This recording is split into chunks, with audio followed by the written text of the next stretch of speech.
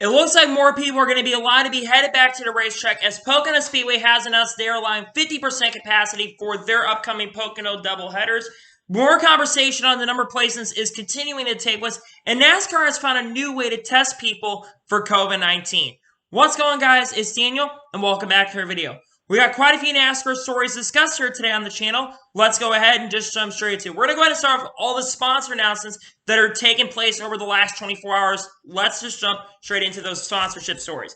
Let's start off with Alsco, as they are going to be continuing their partnership with Richard Childress Racing. It's been around for about 4 or 5 years, and they're going to be sponsoring Maya Sider and Tyler Reddick for multiple races this year in 2021. I don't remember exactly what year Alsco started partnering up with Richard Childress Racing, but it is really awesome. Alsco is continuing to partner up. The car, in my opinion, doesn't look very, very good from what I've seen, but it is regardless really awesome to see that Alsco is continuing to partner up with Richard Childress Racing, and it's great to see that, and glad to see that Alsco continue to partner up with sponsorship. The next paint scheme we're going to take a look at is Corey LaJoie's 2021 NFL Illuminati Folds of Honor scheme that we are going to see at Atlanta Motor Speedway. It was announced yesterday at about 2 o'clock that he would be partnering up with NFL Illuminati and Folds of Honor to sponsor him here at Atlanta Motor Speedway. This paint scheme looks really, really, really cool. It's great that the NFL is continuing to get involved in NASCAR. We've seen multiple NFL stars jumping into NASCAR, and now we're seeing the NFL alumni jumping to sponsor Corey LaJoie. I really like this paint scheme overall quite a bit, and it's a great paint scheme that we will see on the racetrack here in 2021 at Atlanta Motor Speedway. The next sponsor of paint schemes we're going to talk about is SiriusXM, as they're going to be sponsoring Christopher Bell for 4 races in 2021. They'll be sponsoring Atlanta, Richmond, Road America, and Bristol in the fall. Really great that SiriusXM is continuing to partner with Joe Racing. They've had 10 career starts as a sponsor, and I believe they've won 1 or 2 races with Mark Truex Jr. They were partnered with Mark Truex Jr. and also Eric Jones' time for the last couple of years, and now they're going to be sponsored for 4 races with Christopher Bell. It's really cool that they're going to continue to sponsor Christopher Bell. Hope the paint scheme looks really, really awesome, and congratulations to SiriusXM for coming back to sport and sponsoring Christopher Bell.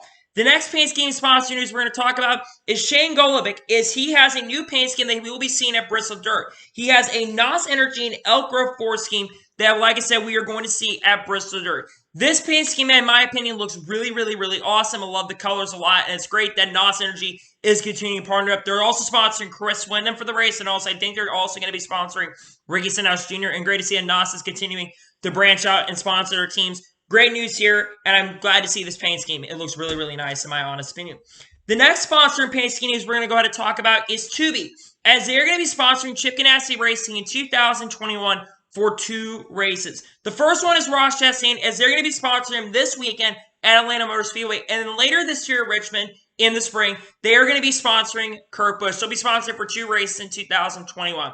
This paint scheme at Roush Fenway has, I've been noticing there's been a lot more sunset-like schemes out on the racetrack, and this one I really, really like a lot. I generally like the sunset-looking schemes, and this one looks really, really, really good. I love the purple. I like the red on the car. I like all the colors on the car in general because they match up very, very well. It is a really nice-looking scheme, to be honest with you, and it's going to be a nice scheme to see out on the racetrack. I really like it a lot, and I cannot wait to see it out on the racetrack in 2021. It is a really nice paint scheme overall, if we're going to be honest here. The next paint scheme news we're going to talk about is Mark Truex Jr.'s 2021 Stanley X Mini Series scheme that we are going to see here this week in Atlanta Motor Speedway. It was announced about a week or 2 ago that they're having a change on Mark Truex Jr. and Kyle Busch's Xfinity Series schedule. It had originally announced earlier this year that he was going to run the July race. Kyle Busch was going to run the March race. But now they flipped off, and Mark Truex Jr. is going to be running the Xfinity Series race this weekend with the Stanley scheme.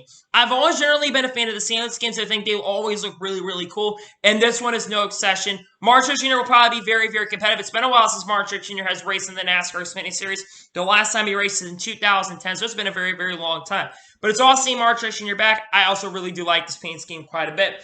The next paint scheme we're going to take a look at is Kyle Busch's 2021 M&M's Message scheme. Now, this looks very similar to Kyle Busch's regular M&M scheme, but there is some difference on the car, as there's a banner on the front of the car, and I've usually been a fan of the generic M&M scheme that we see a lot, and this one is no exception. I think it's really, really cool. The colors look very, very well, and it's a great paint scheme. Cannot wait to see on the racetrack in 2021 this weekend at Atlanta Motor Speedway. And also, I think they're going to be sponsoring as well at Bristol Dirt. So the next 2 races they'll have, which I find this car really, really exciting to see.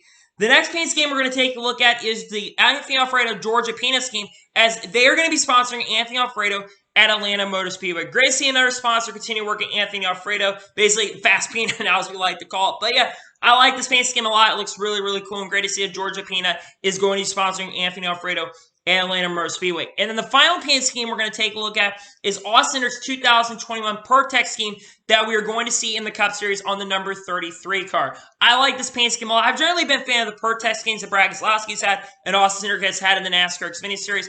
And I've really liked this paint scheme a lot. It's great to see it and glad to see that Austin Cindric is continuing to work with brands in the Penske Corporation and great to see that ProTech is continuing to sponsor him here in 2021.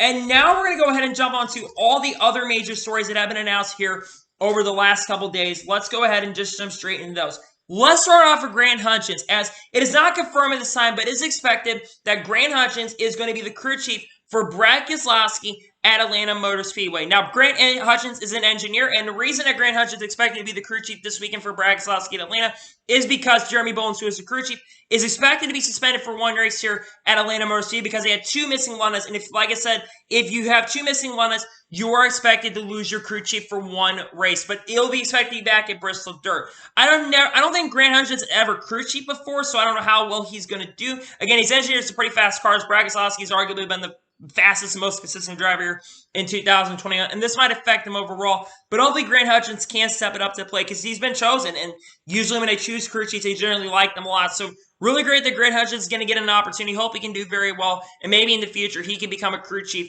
for Penske one of these upcoming years, one of these crew chiefs from Team Penske ends up retiring. And next thing we're going to go ahead and talk about is we're going to go ahead and talk about some capacity updates regarding attendance for upcoming races here really, really soon.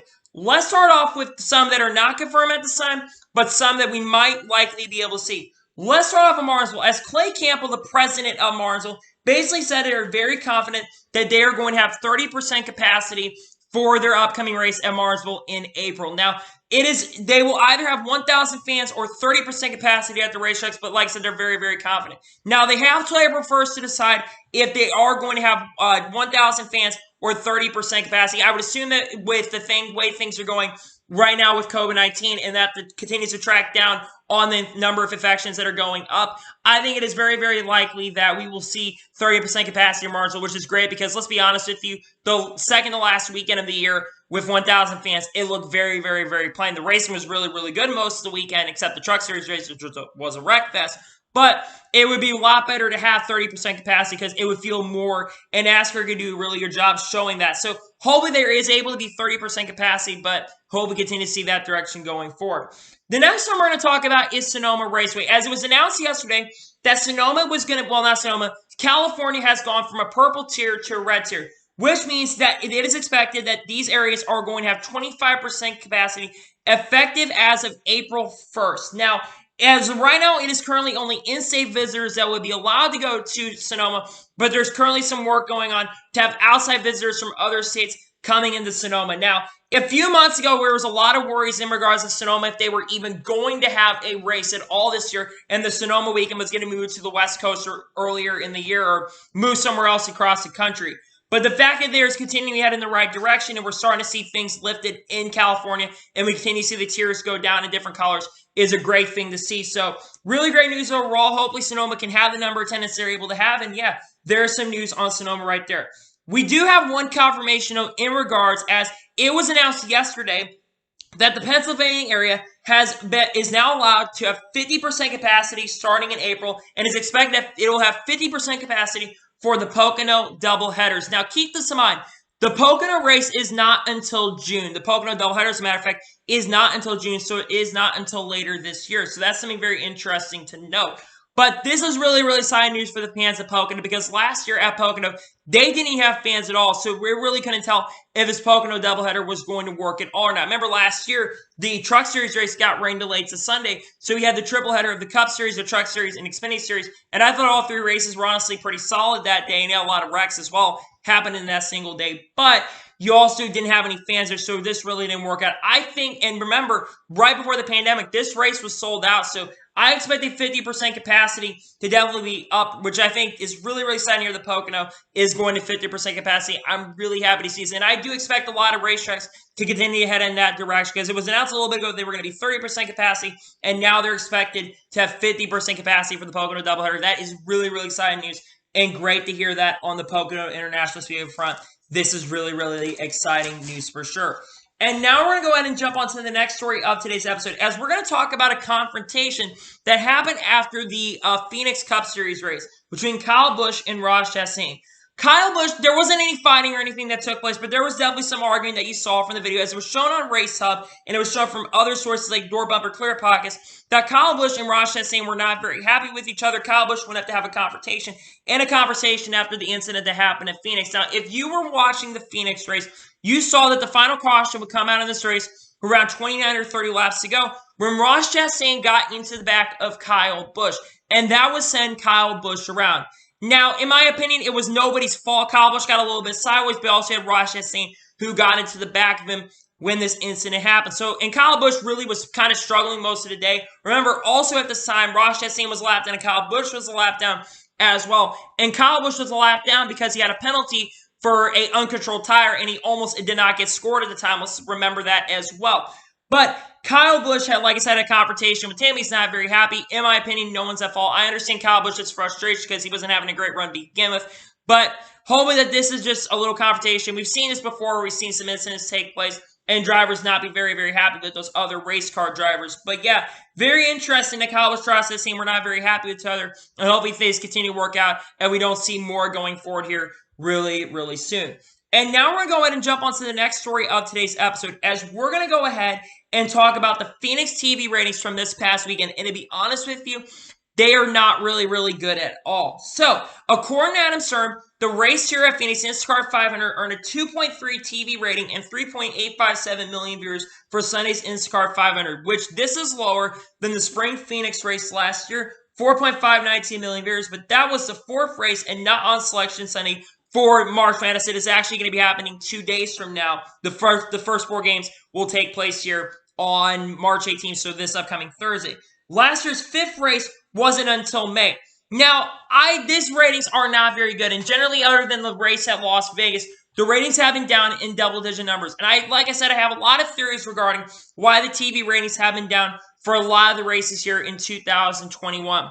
The first reason is that fans there's no practice in qualifying, and they're looking for something else to watch. Because look at the Xfinity Series and Truck Series generally this year. The ratings have been up in major numbers. Well, not major numbers, but they've been generally up. And there's a factor right there that there's no practice in qualifying, so people are not tuning in as much. And you don't have that many storylines that are coming into this weekend. Because, guys, a lot of times there's a lot of paint scheme news that is going on. So that's something very interesting to note on that about Phoenix TV ratings. The other major reason is the Jimmy Johnson effect. I didn't really think about this too much, but Jimmy Johnson leaving the sport, a lot of Jimmy fans are no longer watching, or they're headed over IndyCar this year. And IndyCar is probably going to have a major boost. You look at the IndyCar, the Rolex 24 TV ratings, their ratings were really up this year. And yes, Chase Elliott definitely was a big effect of that, but also I think Jimmy Johnson and fans of Jimmy Johnson's are definitely going to watch Jimmy Johnson in another series right now, as Jimmy Johnson's not competing in the Cup Series right now.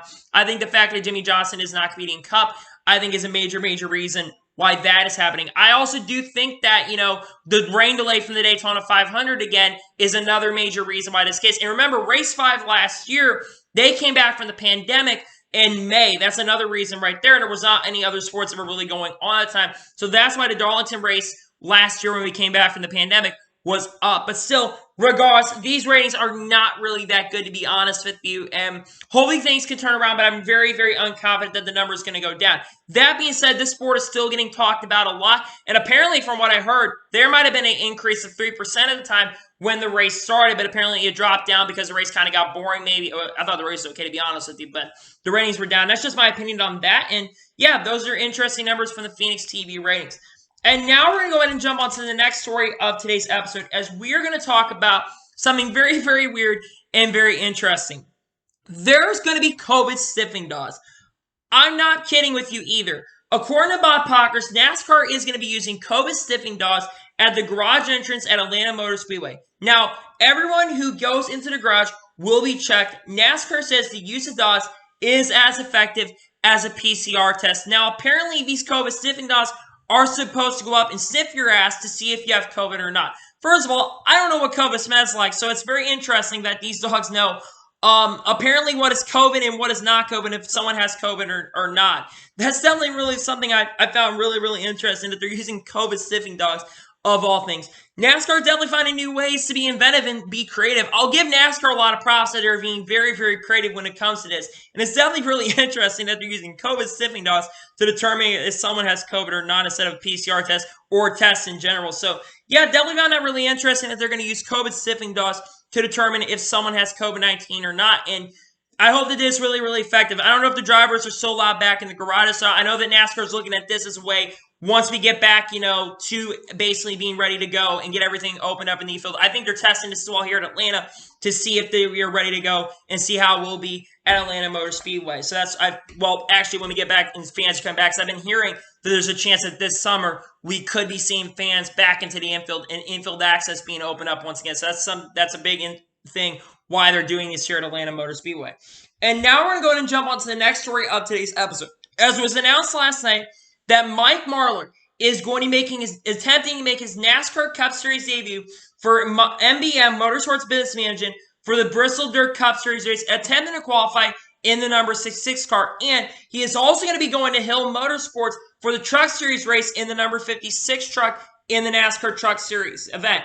Now, for those who do not know, Mike Marlar is a very experienced race car driver on dirt, and he actually raced with the Rayoum brothers in 2019, I think it was about 2 years ago, at Eldora National Speedway, and he actually ended up finishing 4th in Rayoum brothers equipment. He ran very, very well in F33 truck. So Mike Marlar is definitely very, very competent and knows what he's doing on dirt. Now, what are my expectations for Mike Marlar in this event? He just needs to qualify. I think that this car will have enough. I think they would be. Actually, they're not locked enough to qualify in on the heat.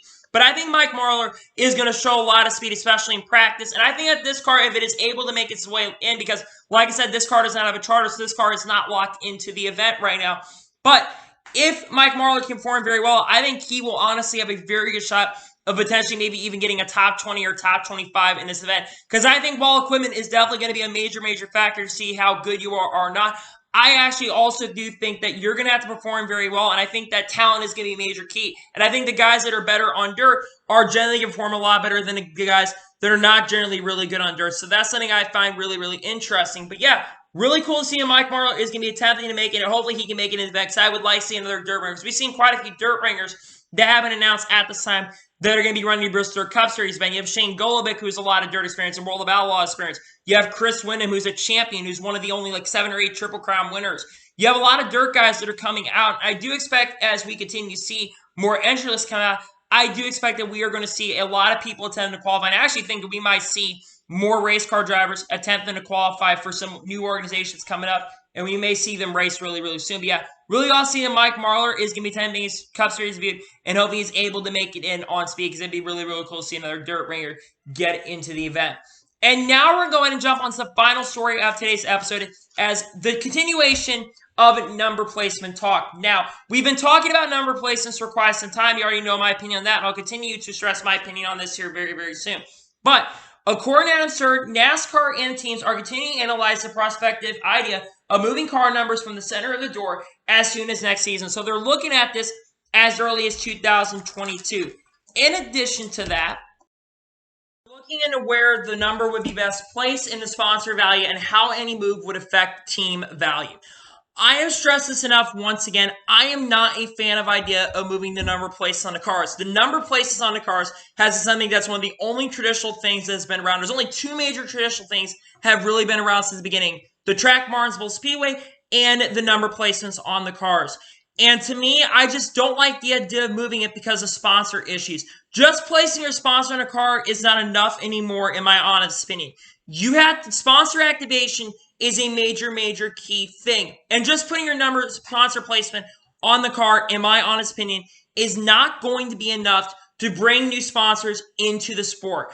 Because, like I said, you have to activate those sponsors. Look at last year at Busch Beer. Busch Beer had a 10.3 increase in their sales because they were activated with Kevin Harvick in multiple areas. And people and race car drivers have been active with teams. Look this year at Ross Chastain.